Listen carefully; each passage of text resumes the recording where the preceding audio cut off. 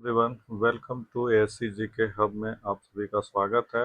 आपका अपना channel ASC GK hub जो कि कॉम्पिटिटिव एग्ज़ाम के लिए तत्पर है और एक ही है कि अपने एम अपने गोल को पूरा करना, अपने मकसद को जब तक हम जो है ना अचीव ना कर लें तब तक इसमें लगे रहना। और इसी के तहत हम नए नए जो है ना शॉर्ट वीडियो लेके आते हैं और जो है ना आप लोगों से जो है ना शेयर करते हैं। जैसा कि आप लोगों का प्यार हमेशा मिलता आया है, तो आई होप कि जो है एक बहुत ही इम्पोर्टेंट टॉपिक डिस्कशन करने चल रहे हैं। ठीक है, तो आप लोग कमर सीधी करके सीधी बैठ जाइए। और अगर आप चैनल पे जो लोग पहली बार हैं तो इसको एक बार जो है ना सब्सक्राइब जरूर कर दें, बेल आइकन को प्रेस कर दें ताकि आपको सारे अपडेट मिल जाए। साथ ही साथ अगर वीडियो अच्छी लगे तो इसको जो है ना लाइक और ज़्यादा से ज़्यादा लोगों में शेयर कर दें, क्योंकि जैसे हम आप सब परेशान हैं गवर्नमेंट जॉब में जीएस की जो प्रॉब्लम को फेस करते हैं, वैसे बहुत सारे लोग परेशान होंगे।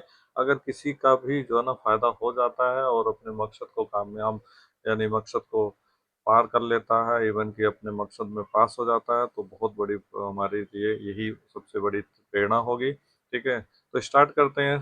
परिसीमन bill 2026, let's start begin the class. सब कुछ एक एक करके समझेंगे। ठीक है, देखते हैं। निर्वाचन क्षेत्रों का पुनर्निर्धारण करने की ये प्रक्रिया जो जनसंख्या के आधार पर की जाती है। मैंने किसी वीडियो में एग्जैक्टली तो मेरे को याद नहीं आ रहा, लेकिन मैंने आपको परिसीमन कानून के बारे में बताया था। पहले 2023 का वो था, फिर उसे पोस्टपोन करके 2026 कर दिया गया था।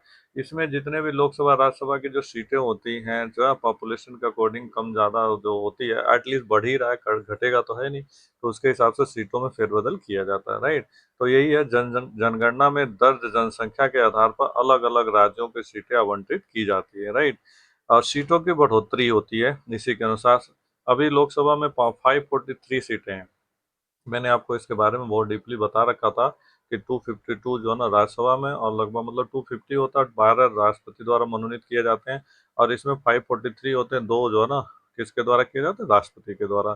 ठीक है, तो इसमें 543 है, जिसे बढ़ा करके 850 के जो है ना आसपास करने की तैयारी है। यानी ये प्रपोजल है। अब ये लगा लो आपका लगभग जो है ना दूने के आसपास हो जाएगा। ठीक है, इसमें एक चीज और होगा, महिला आरक्षण का रास्ता जो ना, हाल ही में महिलाओं को 33% आरक्षण देने के कानून बना है।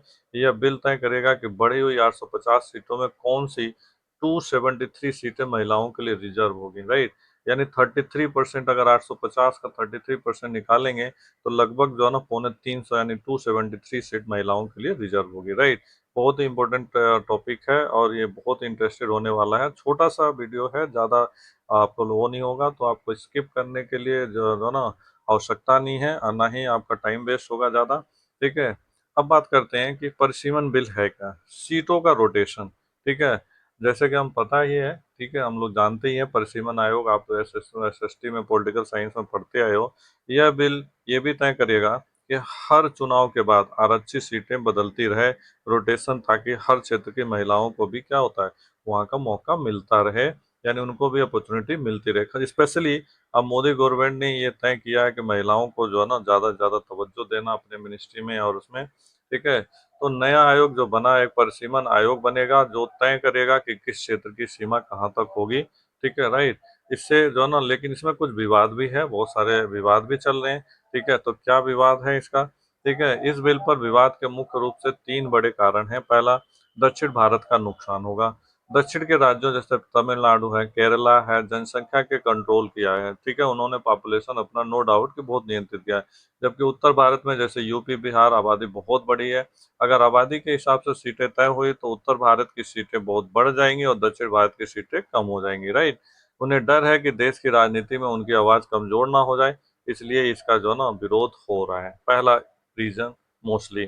दूसरा, पुराने डेटा के हिसाब से बिल में जो ना 2011 की जो ना जनगणना का इस्तेमाल की बात की गई है। विपक्ष का कहना है कि 15 साल पुराने आंकड़े पर आज की सीटें तय करना गलत है, क्योंकि आपको पता ही है कि 2011 जनगणना हुई थी, 2021 वाला ड्यू टू कोविड की वजह से नहीं हुआ। तो ऐसे में जो ना उसके हिसाब से करना जो ना परिसीमन, तो ये सही नहीं होगा। और इसीलिए इस बार 2026 में जनगणना सेंसस ऑफ इंडिया भी डिजिटल और बहुत बड़े पैमाने पर कराया जा रहा है। पारदर्शिता की कमी एंड ट्रांसपेरेंसी जिसे कहते हैं, बिल में यह भी साफ नहीं किया गया है कि सीटों के बंटवारे का आसानी फार्मूला क्या होगा या असली फार्मूला क्या होगा, यानी किस आधार पर यह तय होगा कि कितना सीट बढ़ेगी, कितना कहाँ का बढ़ेगा। कुल मिलाकर यह विवाद दक्षिण उत्तर भारत के बीच राजनीतिक संतुलन, पुराने आंकड़ों की प्रासंगिकता और सरकार की पारदर्शिता को लेकर के बहुत ज्यादा होने वाला है विवाद। ठीक है, सरकार की क्या दलील है, सरकार क्या कहती है अपने डिफेंस में, सरकार क्या बता रही है।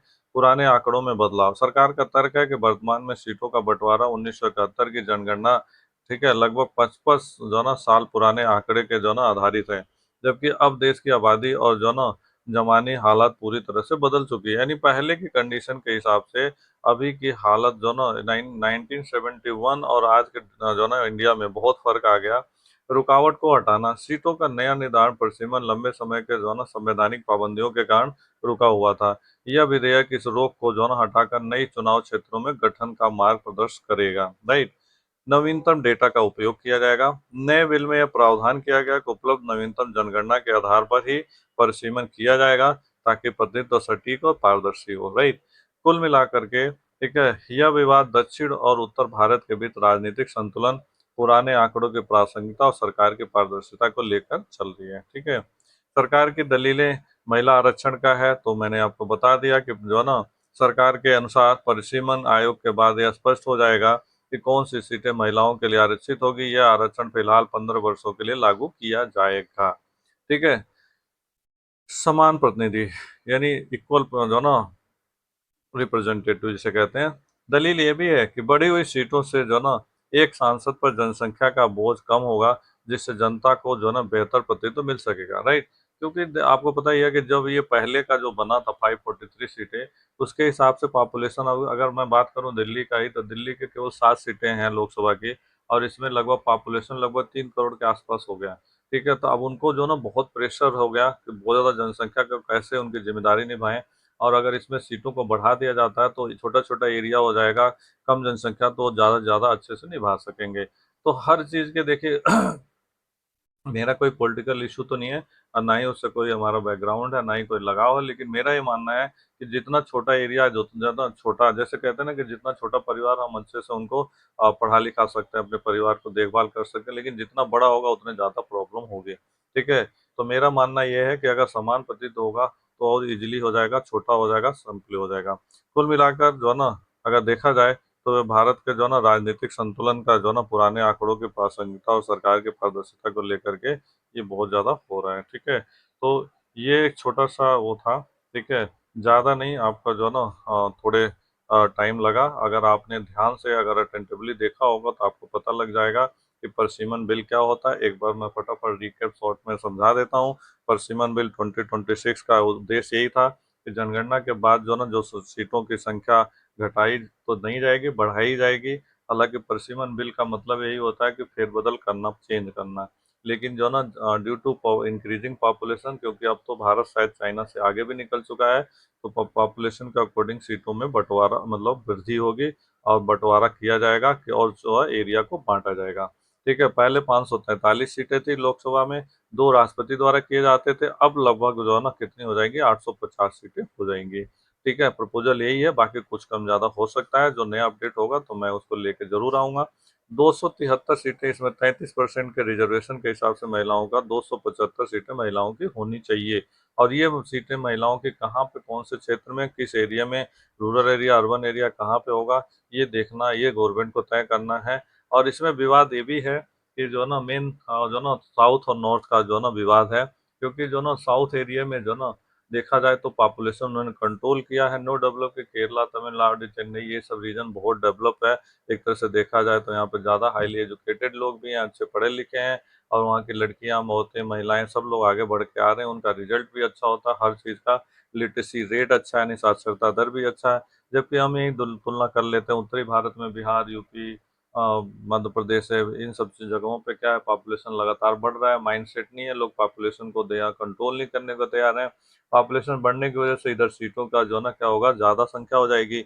और इस वजह से दक्षिण भारत के लोगों को लगता है कि कहीं ऐसा ना हो कि हमें सीटों की संख्या हमें कम हो जाए, और इसके बाद जो ना कभी पॉलिटिकल वो होता है तो वहाँ पे हमें नज़रअंदाज कर दिया जाए।